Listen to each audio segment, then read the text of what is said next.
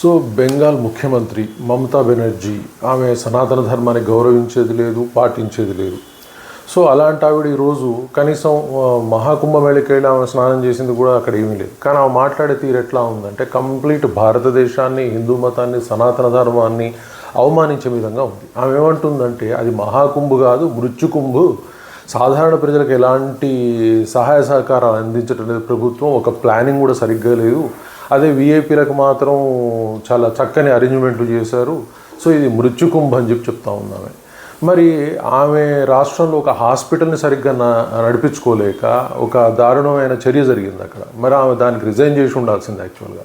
So ఆమె ఒక హాస్పిటల్ని రాష్ట్రంలో నడపలేనప్పుడు ఒక 50-60 కోట్ల మంది వస్తున్న ఒక సంగమ ప్రాంతం, అలాగే ఒక నదీ ప్రాంతాన్ని ఆయన చాలా గొప్పగా దాదాపుగా 18 కిలోమీటర్ల రేడియస్లో దాదాపు ఒక మహానగరం లాంటిది నిర్మించాడు. చాలా చక్కగా కుంభమేళ జరుగుతూ ఉంది.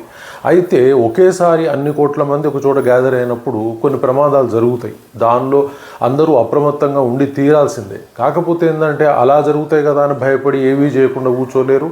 అలా జరుగుతాయి కదా అని చెప్పేసి అద్భుతమైన అరేంజ్మెంట్లు ఎవరు 100% చేయలేరు. డెఫినెట్గా యోగి 100% చేసినట్టే ఆయన. కాకపోతే ఇంత పెద్ద గ్యాదరింగ్ జరిగినప్పుడు కొన్ని జరుగుతూ ఉంటాయి. దాన్ని డెఫినెట్గా అది దైవాధీనం అనుకోవాల్సిందే. కానీ గౌరవం లేని హిందూ మతం అంటే పర్టికులర్ గౌరవం లేనటువంటి మమతా బెనర్జీ లాంటి వాళ్ళు ఇలాంటి విమర్శలు చేయడం అనేది సరియైన విధానం కాదు.